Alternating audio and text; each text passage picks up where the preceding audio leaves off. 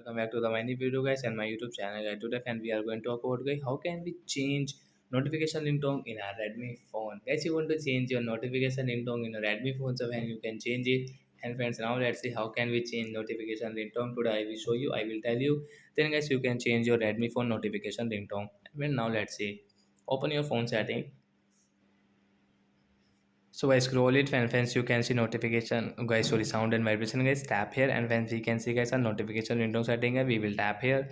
Guys, you can see there are two ringtone, but guys you want more ringtone, so guys tap on more setting and once you can see notification ringtone. So which ringtone guys do you like guys, you will have to only click and then your ringtone will change. So example hoga, we will change into fade in and guys again tap, once come back, once you can see notification ringtone will change into fade in. So like that guy, we can change our notification ringtone in our Redmi phone. So that's it guys. Thanks for watching the video guys. We will meet on the next video guys with new topic. Before going guys, please go and like the video, subscribe the channel. Bye bye friends.